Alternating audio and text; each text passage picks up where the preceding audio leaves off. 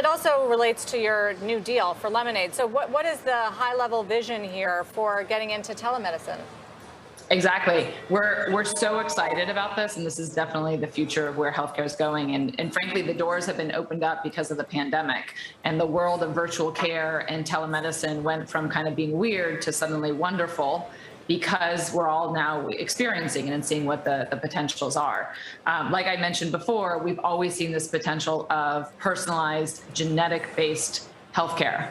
And frankly, genetics is not broadly adopted right now in the traditional healthcare world. It's used in cancer, it's used in undiagnosed diseases, but broadly, when average individual goes to the doctor, genetics is not included. And that is specifically what 23andMe wants to change. And we've realized that changing the existing healthcare system as it is really hard. So what we can now do with the acquisition of Lemonade is they have licenses of health professionals in all 50 states. They have their own pharmacy. We have the ability now to really bring personalized, genetic-based, prevention-focused, primary care to millions of individuals. And so we really want to lead the genomics revolution of healthcare. But, and is it not also fair to say that genetics can't make a big difference in many areas of healthcare still, that there needs to be further advances, and or they're just some subsectors of healthcare that don't necessarily relate to genetics as much as others?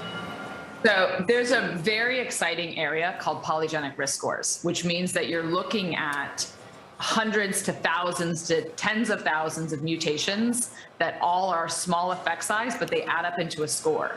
And you're starting to get those scores for every disease area, all common disease areas. So you can look at multiple sclerosis, RA, heart disease, like all of these at some point are going to have a score associated with them. And you're going to have everybody be able to be somewhere on that risk, somewhere within those risk parameters. So it is absolutely true that genetics has not been broadly applicable to every disease area, but that is specifically what's coming. And if you look at, programs in the UK, NHS has a bunch of programs. There's all these personalized medicine centers that are starting to pop up that are focused on, applying the single genetic risk, that like BRCA mutation, one mutation equals a high risk, to these polygenic risk scores, which means you have a score for heart disease. How should we potentially manage you to really prevent heart disease, because we can see that you're on this different kind of risk score. So it's changing. It's absolutely changing. So what are some of I know you're looking at cholesterol, heart disease, as you mentioned, diabetes. What are some of the nearer term practical use cases for this that we can expect? I think the ones that you talked about, for instance, we think a lot about heart disease, one of the natural huge killers, like being able to really stratify populations and understand who really needs to be aggressively managed. And there might be medication applications where you want to be aggressively managed, or more aggressive on lifestyle. Type 2 diabetes is another one where there's obviously you can look at the individuals who are really in that top quadrant of risk and put your emphasis and your energy into really trying to manage those individuals. Other areas, just to highlight, chronic kidney disease, non-alcoholic fatty liver disease. Those are areas where genetics is coming, where there's really going to be the ability to predict who's at that highest risk. And there are absolutely lifestyle abilities to try and prevent people from getting it. And that's where 23andMe is, again, very different than the traditional healthcare world, is that we represent really the individual. We represent you. We are a self-pay, direct-to-consumer company, and we're not making money off the procedure. We're making money off really engaging individuals and keeping them healthier. In terms of therapeutics, and I believe you're focused on immunotherapy as it relates to cancer treatments, what can you add there, given that it is an area that's seen a huge amount of money go into it over the last decade and some great advances already? We're super excited, and to be honest, I'm very thrilled and lucky to be partnered with GSK on this.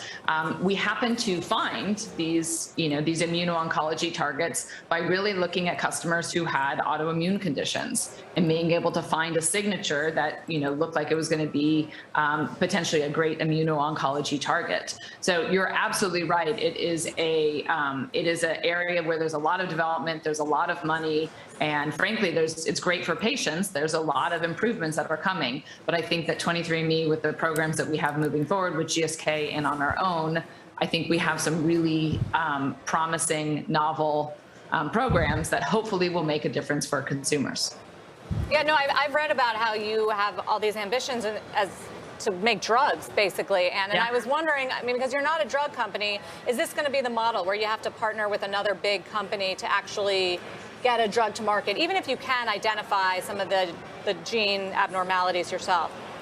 We actually have a full-scale, team right now that is doing, development work, that is doing the basic research, making the antibodies, and now actually looking to, bring our own programs, our first program, our wholly owned program, into the clinic ourselves. So we absolutely aspire to be a full-fledged therapeutic development company that is going to bring those programs to our customers and hopefully do it in a way that I think could be, better and more of a partnership with our customers. One thing that has always amazed me is that you have therapeutic companies that spend a huge amount of money, a huge amount of their life and their time developing drugs that really change people's lives. And there's not a relationship, and there's not necessarily the mutual respect both ways, that people love their drug companies. And I think that's where, there's an opportunity to have a therapeutics development company and a way that we can sell therapeutics in the future to the world